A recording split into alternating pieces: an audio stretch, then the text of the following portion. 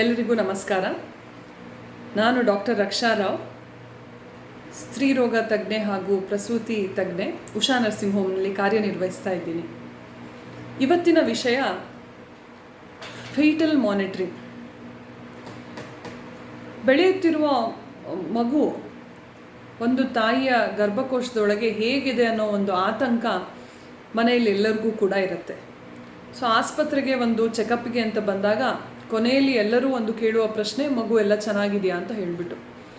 So ವೈದ್ಯರಾಗಿ ನಾವು ಹೇಗೆ ನಿರ್ಧಾರ ಮಾಡ್ತೀವಿ ಮಗು ಆರೋಗ್ಯವಾಗಿದೆಯಾ, ಅದಕ್ಕೇನು ಸುಸ್ತಾಗುವ ಸಂಕೇತ ಕಾಣಿಸ್ತಿಲ್ವಾ ಅನ್ನೋದನ್ನ ಅಂತ ಹೇಳಿದ್ರೆ, ಅದರ ಒಂದು ಎದೆ ಬಡಿತದ ಮೂಲಕ. ಇದು ಒಂದು ಸ್ಟೆಪ್, ಅದರ ಒಂದು ಹೆಲ್ತನ್ನ ನಾವು ಗಮನಿಸೋಕೆ. ಅದು ಎಸ್ಪೆಷಲಿ ಒಂದು ಹೆರಿಗೆ ನೋವನ್ನು ತಿಂತಿರುವ ಒಂದು ತಾಯಿಯಲ್ಲಿ ನಾವು ಈ ಮಗುವಿನ ಹಾರ್ಟ್ ಬೀಟ್ನ ಕಂಟಿನ್ಯೂಸ್ ಆಗಿ ಮಾನಿಟರ್ ಮಾಡ್ತಾ ಇರ್ತೀವಿ. ಹೆರಿಗೆ ನೋವು ನಿಮ್ಮೆಲ್ಲರಿಗೂ ಗೊತ್ತಿರೋ ಹಾಗೆ ಒಂದು 8-10 ಗಂಟೆ ಗರ್ಭಕೋಶದ ಒಂದು ಕಾಂಟ್ರಾಕ್ಷನಿಂದ ಮುಂದುವರಿಯುವಂತಹ ಒಂದು ನೋವು. ಸೊ ಪ್ರತಿ ಒಂದು ಕ್ಷಣದಲ್ಲೂ ಗರ್ಭಕೋಶ ಗಟ್ಟಿ ಆಗಲಿಕ್ಕೆ ಶುರು ಆದಾಗ ಮಗುವಿಗೆ 10 ಸೆಕೆಂಡು 20 ಸೆಕೆಂಡು ಬ್ಲಡ್ ಸಪ್ಲೈ ಅನ್ನೋದು ಕಟ್ ಆಗ್ತಾ ಹೋಗುತ್ತೆ. ಒಂದು ಆರೋಗ್ಯಕರವಾದ ಮಗು ಆ ಒಂದು ಆಕ್ಸಿಜನ್ ಡಿಫಿಷಿಯನ್ಸಿನ ತಡ್ಕೊಳ್ಳೋವಂಥ ಒಂದು ಪರಿಸ್ಥಿತಿಯಲ್ಲಿ ಇರುತ್ತೆ. ಕೆಲವೊಮ್ಮೆ ನೀವು ಕೇಳಿರ್ಬೋದು, ಹೆರಿಗೆ ನೋವು ತಿನ್ನುವಾಗ ಮಗು ಸುಸ್ತಾಗಿ ಹೋಯಿತು, ಮಗು ಮೋಷನ್ ಮಾಡಿಕೊಂಡಿದೆ. ಸೊ ಇದೆಲ್ಲ ನಮ್ಮ ಗಮನಕ್ಕೆ ಹೇಗೆ ಬರುತ್ತೆ ಅಂತ ಹೇಳಿದ್ರೆ, ಮಗುವಿನ ಒಂದು ಈ ಎದೆ ಬಡಿತವನ್ನು ನಾವು ಮಾನಿಟರ್ ಮಾಡ್ತಾ ಇರುವಾಗ. ಸೊ ಸಾಮಾನ್ಯವಾಗಿ ಸಹಜವಾಗಿ ಮಗುವಿನ ಹಾರ್ಟ್ ಬೀಟ್ ಅನ್ನೋದು 120ರಿಂದ 180ವರೆಗೂ ಪ್ರತಿ ನಿಮಿಷದಲ್ಲಿ ಹೊಡ್ಕೊಳ್ತಾ ಇರುತ್ತೆ. ಸೊ ನಮ್ಮ ಒಂದು ಅಡಲ್ಟ್ ಹಾರ್ಟ್ ಬೀಟ್ ರೇಂಜ್ಗಿಂತ ಅದು ತುಂಬ ಜಾಸ್ತಿ ಇರುತ್ತೆ, ಅಂದರೆ ತುಂಬ ಫಾಸ್ಟಾಗಿ ಹೊಡ್ಕೊಳ್ತಿರೋವಂಥ ಹಾರ್ಟ್ ಬೀಟು. ಹೆರಿಗೆ ನೋವು ಇಲ್ಲದೆ ಇರುವಾಗ ನಾವು ಒಂದು ನಾನ್ ಸ್ಟ್ರೆಸ್ ಟೆಸ್ಟ್ ಅಂತ ಮಗುವಿಗೆ ಒಂದು ECG ಥರ ಮುಖಾಂತರ ಮಾಡಿಬಿಟ್ಟು ಈ ಹಾರ್ಟ್ ಬೀಟನ್ನ ಸ್ಟಡಿ ಮಾಡ್ತಾ ಇರ್ತೀವಿ. ಅದೇ ಹೆರಿಗೆ ನೋವಲ್ಲಿರುವ ತಾಯಂದ್ರಿಗೂ ಕೂಡ ಈ ಒಂದು ಮಾನಿಟ್ರನ್ನ ನಾವು ಕನೆಕ್ಟ್ ಮಾಡಿದಾಗ ಕಂಟಿನ್ಯೂಸ್ ಒಂದು ಸ್ಕ್ರೀನಲ್ಲಿ ಮಗುವಿನ ಹಾರ್ಟ್ ಬೀಟ್ ವೇರಿಯೇಷನ್ ಅನ್ನೋದು ಬರ್ತಾ ಹೋಗುತ್ತೆ. ಸೊ ಈ 8-10 ಗಂಟೆಗಳು ನಾವು ಅವಳನ್ನ ಹೆರಿಗೆ ನೋವಲ್ಲಿ ನಾವು ಮಾನಿಟರ್ ಮಾಡ್ತಿರುವಾಗ ಈ ಮಗುವಿನ ಎದೆ ಬಡಿತದ ಮೇಲೆ ನಮ್ಮ ಒಂದು ಗಮನ ಸತತವಾಗಿ ಇರುತ್ತೆ. 100ಕ್ಕಿಂತ ಕಡಿಮೆ ಬಂದಿದೆ ಅಂತ ಹೇಳಿದ್ರೆ ಮಗುವಿಗೆ ಏನಾದರೂ ಸುಸ್ತಾಗಿರುವ ಸಂಕೇತ ಅಂತ ನಾವು ಎಚ್ಚೆತ್ಕೊಳ್ತೀವಿ. ಸಾಮಾನ್ಯವಾಗಿ ಒಂದು ಹೊಕ್ಕಳು ಬಳ್ಳಿ ಕುತ್ತಿಗೆ ಸುತ್ತ ಇದೆ ಅಂತ ಹೇಳಿದ್ರೆ ಆ ಒಂದು ಹೆರಿಗೆ ನೋವು ಟೈಮಲ್ಲಿ ಒಂಚೂರು ಅದಕ್ಕೆ ಪ್ರೆಷರ್ ಬಿತ್ತು ಅಂದರೆ ಹಾಗೆ ಡೌನ್ ಬರೋದು ನೋಡ್ತೀವಿ. ಒಂದು ಆರೋಗ್ಯವಂತ ಮಗು ತುಂಬ ಟೈಟ್ ಇಲ್ಲ ಕುತ್ತಿಗೆ ಸುತ್ತ ಅದು ಹೊಕ್ಕಳು ಬಳ್ಳಿ ಅಂತ ಹೇಳಿದ್ರೆ ಚೇತರಿಸ್ಕೊಂಡು ಬಿಡುತ್ತೆ, ಮತ್ತೆ ಹಾಗೆ ಆಗೋದಿಲ್ಲ. ಬಟ್ 1 ನಿಮಿಷಕ್ಕಿಂತ ಜಾಸ್ತಿ 2-3 ನಿಮಿಷದವರೆಗೂ ಮಗು ಹಾರ್ಟ್ ಬೀಟು ಕಂಟಿನ್ಯೂಸ್ ಆಗಿ 100ರಿಂದ ಕೆಳಗಿದೆ ಅಂತ ಹೇಳಿದ್ರೆ ಅದು ಮುಂದೆ ಆಗೋಕ್ಕೆ ಸಾಧ್ಯ ಇರುವಂಥ ಒಂದು ಗಂಡಾಂತರದ ಸಂಕೇತ ಕೂಡ ಆಗಿರಬಹುದು. ಮಗು ಒಳಗೆ ಮೋಷನ್ ಮಾಡ್ಕೊಂಡಿರೋ ಸಂಕೇತ ಆಗಿರ್ಬೋದು, ಅಥವಾ ಹೊಕ್ಕಳು ಬಳ್ಳಿ ಕುತ್ತಿಗೆ ಸುತ್ತ ಟೈಟಾಗಿ ಬಿದ್ದು ಅದಕ್ಕೆ ಉಸಿರು ಕಟ್ತಿರೋಂತಹ ಸಂಕೇತ ಕೂಡ ಆಗಿರ್ಬೋದು. ಅದೇ ರೀತಿ ಮಗುವಿನ ಸುತ್ತಲಿನ ನೀರಿನ ಚೀಲದಲ್ಲಿ ನೀರಿನ ಪ್ರಮಾಣ ಕಡಿಮೆ ಆದರೂ ಕೂಡ ಮಗುವಿನ ಹಾರ್ಟ್ ಬೀಟಲ್ಲಿ ವೇರಿಯೇಷನ್ ಆಗುತ್ತೆ. ಕೆಲವೊಂದು IUGR ಇಂಟ್ರಾಯುಟ್ರೈನ್ ಗ್ರೋತ್ ರಿಟಾರ್ಡೇಷನ್, ಅಂದರೆ ಗರ್ಭಕೋಶದೊಳಗೆ ಅದಕ್ಕೆ ಗ್ರೋತ್ ಹೆಚ್ಚಾಗದೆ ಮಗು ತೂಕ ಕಡಿಮೆ ಇರೋಂಥ ಕೆಲವೊಂದು ಮಗುಗಳಲ್ಲೂ ಕೂಡ ಸುಸ್ತಾಗಿರುವ ಸಂಕೇತ ಈ ಮಗು ಹಾರ್ಟ್ ಬೀಟಿನ ಇಳಿತ ಆಗಿರಬಹುದು. ಸೊ ಇದೆಲ್ಲದರೂ ಕೂಡ ನಾವು ಹೇಗೆ ಕಂಡುಹಿಡಿತೀವಿ ಅಂತ ಹೇಳಿದ್ರೆ, ಈ ಕಂಟಿನ್ಯೂಸ್ ಎಲೆಕ್ಟ್ರಾನಿಕ್ ಫೀಟಲ್ ಮಾನಿಟರಿಂಗ್. ನಮ್ಮ ಆಸ್ಪತ್ರೆಯಲ್ಲಿ ಹೆರಿಗೆ ನೋವಲ್ಲಿ ಬಳಲ್ತಿರುವಂತಹ ಎಲ್ಲ ಮಹಿಳೆಯರಿಗೂ ಕೂಡ ಇದನ್ನು ಅವರ ಹೊಟ್ಟೆ ಸುತ್ತ ಒಂದು ಬೆಲ್ಟ್ ಮುಖಾಂತರ ನಾವು ಕನೆಕ್ಟ್ ಮಾಡಿ ಅವರ ಪಕ್ಕ ಇರುವಂತಹ ಒಂದು TV ಸ್ಕ್ರೀನಲ್ಲಿ ಇದು ಕಂಟಿನ್ಯೂಸ್ ಆಗಿ ಬರ್ತಾ ಇರುತ್ತೆ.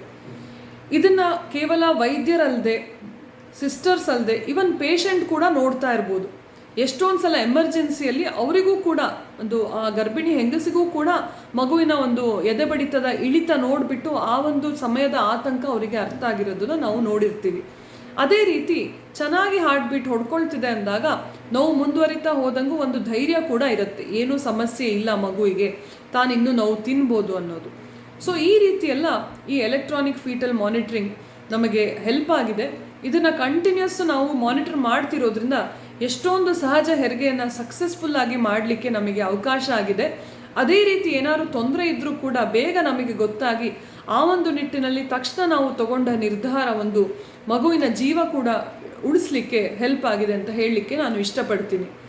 ಸೊ ಕೆಲವೊಂದು ಗ್ರಾಫ್ಗಳನ್ನು ನಿಮ್ಮ ಮುಂದೆ ನಾನು ಇಲ್ಲಿ ಇಡ್ತಾ ಬರ್ತಾ ಇದ್ದೀನಿ. ಇದರಲ್ಲಿ ನೀವು ನೋಡೋ ಹಾಗೆ ಇದು ಒಂದು ನಾರ್ಮಲ್ ಮಗುವಿನ ಹಾರ್ಟ್ ಬೀಟ್ ವೇರಿಯೇಷನ್. ಸೊ ಮಗುವಿನ ಹಾರ್ಟ್ ಬೀಟ್ ಈ NST ನಾವೇನು ನೋಡ್ತೀವಿ ಅಂದರೆ 120ರಿಂದ 180 ಮಧ್ಯ ಈ ಒಂದು ಹಾರ್ಟ್ ಬೀಟಿನ ಟ್ರೇಸ್ ಇದೆಯಾ ಅಂತ ಹೇಳಿಬಿಟ್ಟು. ಮತ್ತು ತುಂಬ ಆ್ಯಕ್ಟಿವ್ ಇರೋ ಮಗು ಚೆನ್ನಾಗಿ ಹಾರ್ಟ್ ಬೀಟಲ್ಲಿ ಮೇಲೆ ಕೆಳಗೆ ವೇರಿಯೇಷನ್ ಬರ್ತಾ ಇರಬೇಕು. ಸ್ವಲ್ಪ ಸುಸ್ತಾಗಿರೋ ಮಗು ಅಥವಾ ತೂಕ ಕಡಿಮೆ ಇರೋ ಮಗು, ಹೆರಿಗೆ ನೋವು ಬಂದರೆ ಸುಸ್ತಾಗಬಹುದು ಅನ್ನೋ ಸೂಚನೆ ಕೊಡೋ ಮಕ್ಕಳಲ್ಲಿ ಈ ವೇರಿಯೇಷನ್ ಅನ್ನೋದು ಕಡಿಮೆ ಇರುತ್ತೆ. ಹಾರ್ಟ್ ಬೀಟ್ 120ರಿಂದ 180 ಮಧ್ಯ ಇದ್ದರೂ ಕೂಡ ಈ ವೇರಿಯೇಷನ್ ಅನ್ನೋದು ಚೆನ್ನಾಗಿ ಮೇಲೆ ಕೆಳಗೆ ಹೋಗದೆ ಒಂದು ಸ್ಟ್ರೇಟ್ ಲೈನ್ ಆಗಿ ಮಗು ಹಾರ್ಟ್ ಬೀಟು ಕಾಣಿಸ್ತಿರುತ್ತೆ. ಇಂಥವರಲ್ಲಿ ನಾವು ಎಕ್ಸ್ಟ್ರಾ ಕೇರ್ಫುಲ್ ಆಗಿ ಮಾನಿಟರ್ ಮಾಡ್ತಾ ಇರ್ತೀವಿ, ಏನಾದ್ರು ಗಂಡಾಂತರ ಸೂಚನೆ ಕಾಣಿಸತ್ತಾ ಅಂತ ಹೇಳಿಬಿಟ್ಟು. ಇನ್ನು ಡೇಂಜರ್ ಅಂತ ಹೇಳಿದ್ರೆ ತುಂಬ ಡೌನು, 100ಕ್ಕಿಂತ ಡೌನ್ ಬರುವಂಥದ್ದು, 90, 80ಗೆಲ್ಲ ಟಚ್ ಆಗ್ತಾ ಇರೋದು. ಸ್ವಲ್ಪ ಹೊತ್ತು ನೋವು ಹೋದ ತಕ್ಷಣ ಪಿಕ್ ಆದರೂ ಕೂಡ ಮತ್ತೆ ಸೆಕೆಂಡ್ ನೋವು ಬಂದಾಗ ಡೌನ್ ಬರುತ್ತೆ. ಇದು ಹೊಕ್ಕಳು ಬಳ್ಳಿ ಏನಾದ್ರು ಒತ್ತುತ್ತಾ ಇರೋ ಸಂಕೇತ ಆಗಿರ್ಬೋದು, ಮಗು ತುಂಬಾ ಉಸಿರು ಕಟ್ಟಿ ಒಳಗೆ ಬಳಲ್ತಾ ಇರೋ ಸಂಕೇತ ಆಗಿರ್ಬೋದು. ಇಂತಹ ಒಂದು ಸಮಯಗಳಲ್ಲಿ ಈ ಥರ ಪ್ರಾಬ್ಲಮ್ ಕಾಣಿಸ್ತು ಅಂದಾಗ ನಾವು ಒಂದು 10 ನಿಮಿಷದೊಳಗೆ ನಿರ್ಧಾರ ತಗೊಂಡು ಆಪ್ರೇಷನ್ ಅಂದರೆ ಸಿಸೇರಿಯನ್ ಮಾಡಿ ಮಗುನ ಹೊರಗೆ ತೆಗೆದ್ರೆ ಇದನ್ನು ಬದುಕಿಸೋವಂಥ ಚಾನ್ಸಸ್ ತುಂಬ ಜಾಸ್ತಿ ಇರುತ್ತೆ. ಕಂಟಿನ್ಯೂಸ್ ಎಲೆಕ್ಟ್ರಾನಿಕ್ ಮಾನಿಟ್ರಿಂಗ್ ಸಿಸ್ಟಮ್ ಇಲ್ಲದೆ ಇರುವಾಗ ಏನಾಗುತ್ತೆ, ಅರ್ಧ ಗಂಟೆಗೋ 1 ಗಂಟೆಗೋ ಹಾರ್ಟ್ ಬೀಟ್ ಎಲ್ಲೋ ಹೋಗಿ ಬರೀ ನಮ್ಮ ಸ್ಟೆಥೋಸ್ಕೋಪಲ್ಲಿ ಚೆಕ್ ಮಾಡಿ ಬರ್ತಿದ್ರೆ ಆ ಮಧ್ಯದ 1 ಗಂಟೆಯಲ್ಲಿ ಏನಾದ್ರು ಚಿಹ್ನೆ ಬಂದು ಹೋಗಿದ್ರೂ ಕೂಡ ಗೊತ್ತಾಗಿರಲ್ಲ. ಸೊ ವಿಪರೀತವಾದ ಸಮಸ್ಯೆ ಒಳಗೆ ಪೂರ್ತಿ ಮಗು ಅಸಿಡಿಕ್ ಆಗೋಗ್ಬಿಟ್ಟಿದೆ, ಬ್ರೈನ್ ಡ್ಯಾಮೇಜ್ ಆಗೋಗಿದೆ ಹೊರಗೆ ಅಂತ ಹೇಳಾದ್ಮೇಲೆ ಗೊತ್ತಾದಾಗ ಅವಾಗ ನಾವು ಎಷ್ಟೇ ಅರ್ಜೆಂಟ್ ಮಾಡಿ ಸಿಸೇರಿಯನ್ ಮಾಡಿದ್ರೂ ಕೂಡ ಹೊರಗೆ ಬರೋಷ್ಟರಲ್ಲಿ ಎಷ್ಟೊಂದು ಸ್ಟಿಲ್ ಬರ್ತ್ ಆಗೋಗಿರುತ್ತೆ, ಅಂದರೆ ಮಗುಗೆ ಜೀವ ಇರೋದಿಲ್ಲ. ಸೊ ಈ ಒಂದು ಮಾನಿಟ್ರಿಂಗ್ ಸಿಸ್ಟಮು ನಮ್ಮ ಆಸ್ಪತ್ರೆಯಲ್ಲಿ ನಾವು ಸುಮಾರು ತಿಂಗಳಿಂದ ಇದನ್ನು ಯೂಸ್ ಮಾಡ್ತಿದ್ದೀವಿ. ಅದಕ್ಕೋಸ್ಕರ ಯಾವುದೇ ಪ್ರಾಬ್ಲಮ್ ಇಲ್ಲದೆ ನಾವು ನಾರ್ಮಲ್ ಹೆರಿಗೆ ಮಾಡಿಸ್ಲಿಕ್ಕೆ ಸಾಧ್ಯ ಆಗ್ತಿದೆ. ಹಾಗೆ ಏನಾದ್ರು ತೊಂದರೆ ಕಾಣಿಸ್ತಿದ್ರೂ ಕೂಡ ಬೇಗ ಅರ್ಲಿ ಡಿಸಿಷನ್ ತಗೊಂಡು ಮಗುವಿನ ಜೀವ ಉಳಿಸಿ ಈ ಸಿಸೇರಿಯನ್ ಮಾಡಲಿಕ್ಕೂ ಕೂಡ ನಮಗೆ ಅನುಕೂಲ ಮಾಡ್ತಿದೆ. ಇದರ ಬಗ್ಗೆ ನಿಮಗೆ ಒಂದು ಅವೇರ್ನೆಸ್ ಇರಲಿ ಅಂತ ಒಂದು ಉದ್ದೇಶದಿಂದ ಮಾಡಿದಂತಹ ಈ ಒಂದು video continuous electronic fetal monitoring system. So ಧನ್ಯವಾದಗಳು.